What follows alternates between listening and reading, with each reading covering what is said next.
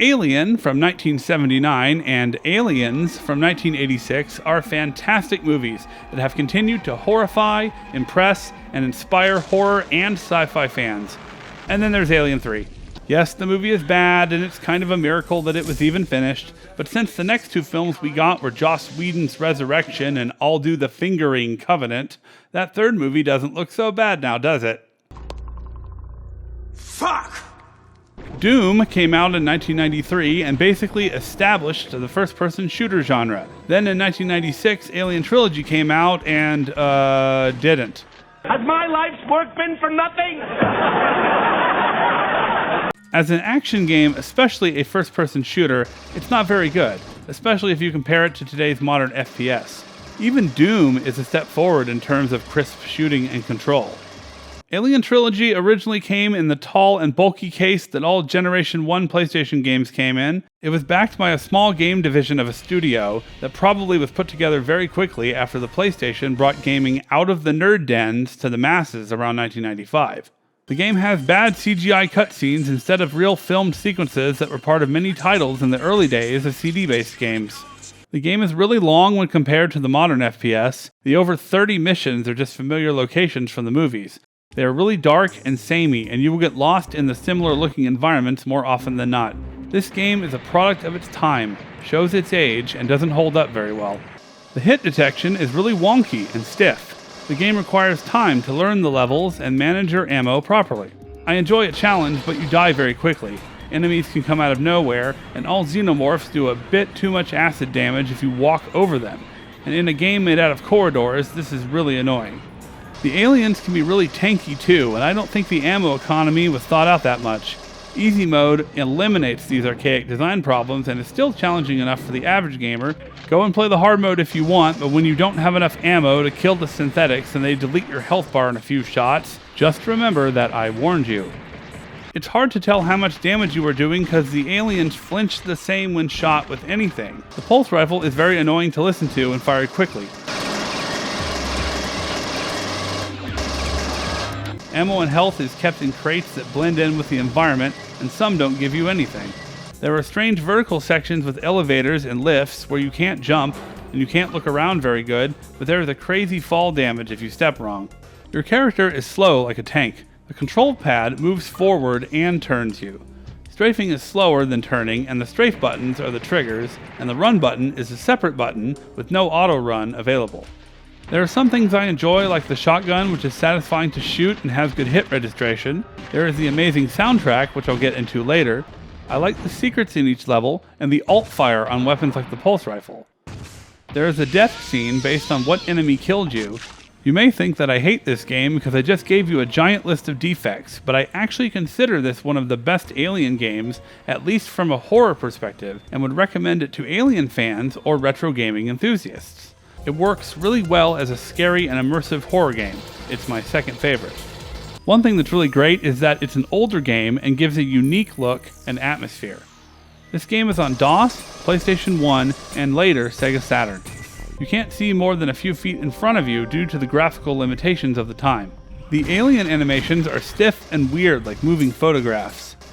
Today, everything is rendered in extreme detail, and every tiny texture can be seen as well as draw distances where you can see for miles. This game just doesn't look clean to a modern gamer, and it's unnerving, perfect for a horror-themed game. The walls have that low poly count and seem to wobble like they're in an oven, and not being able to discern everything forces your brain and your imagination to put in some work, and for some, that's a scary enough prospect on its own. Also, the music and sound are really good. The sound effects, from the blunt pulse of the motion tracker to the alien screeching sounds to the gun effects, have mostly been taken straight from the movies. Most of them are great, but some of the guns are a bit overbearing. It works just fine for most of the game, but possibly some better sampling would have helped a lot. The soundtrack is one of the best atmospheric OSTs for a game I've ever heard. It's not just a bunch of scary noises. There's a pulse to the soundtrack. The whole OST is electronic in nature, rather than orchestral or rock with a few exceptions. It has the big heavy themes for bosses and jump scares, with the best tracks of the various mission music, which I will play for you now. There isn't really a bad track in it, but the weakest tracks are just sequences that loop while modulating downward, like the opening theme.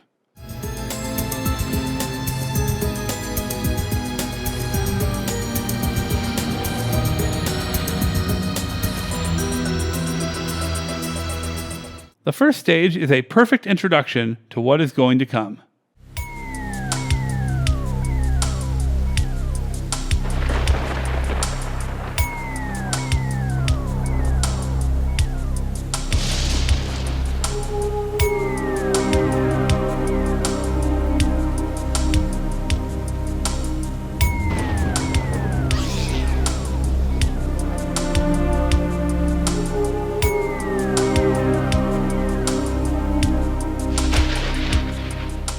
This track is used during the more industrial and mechanical areas.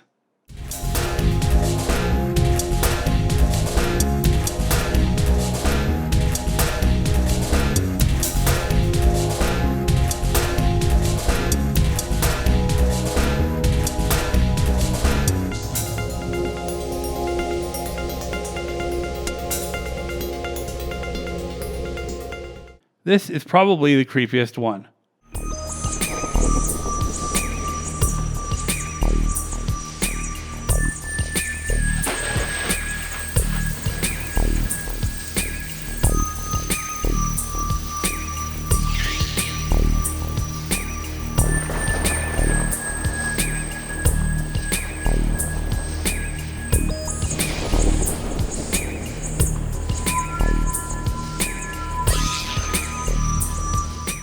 Here is the theme of profound sadness.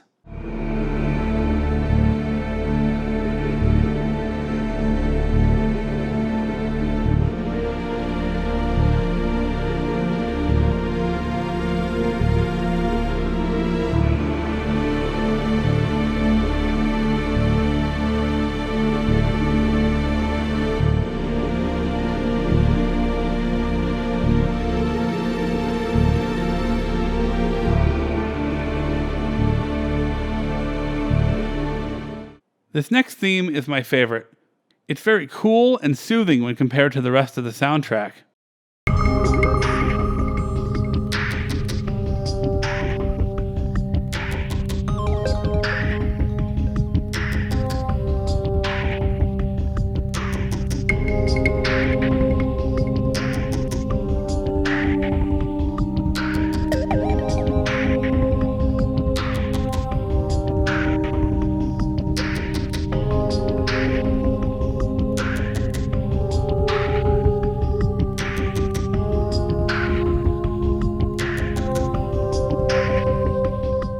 When the music track finishes while playing the game and then it loops again, there's a strange moment of silence where you're just sitting there with you and the tapping of the motion tracker.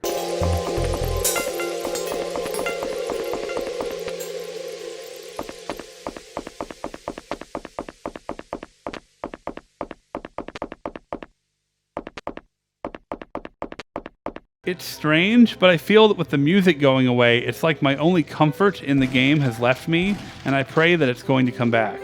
There are many sound effects that are added to the various tracks, the wind, heartbeats, and rarely the piano will come out, but when it does, I feel the soundtrack is at its strongest.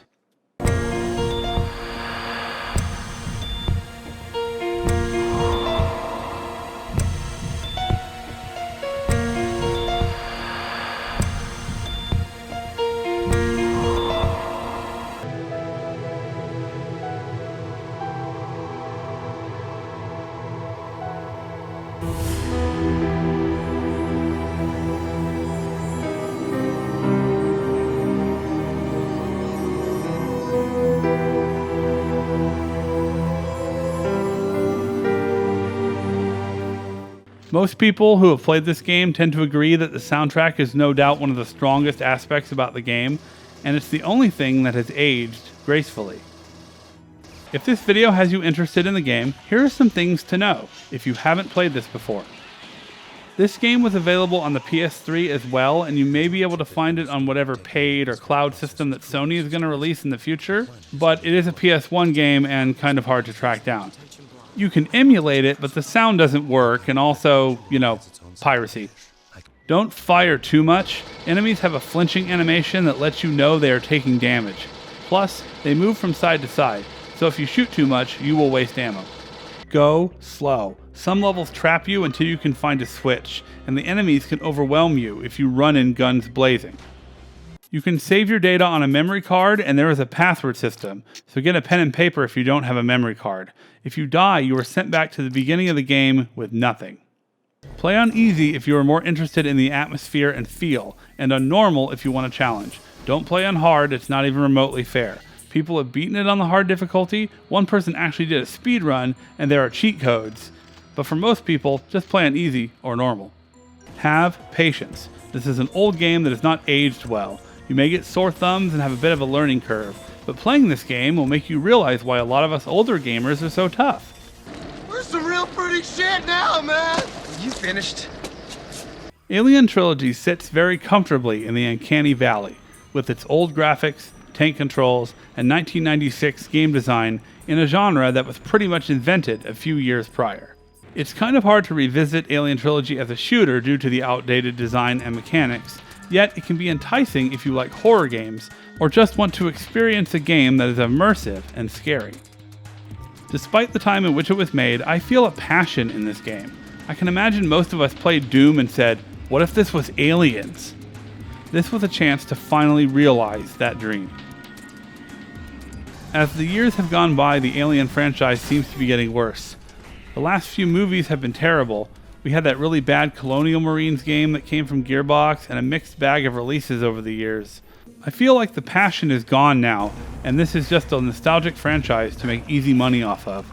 I will take this older, honest, passionate, yet flawed Alien game over any assembly line, homogenized, cash grab Hollywood trash any day.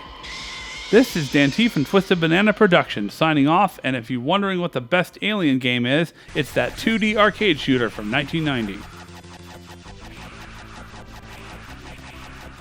That's it, man. Game over, man.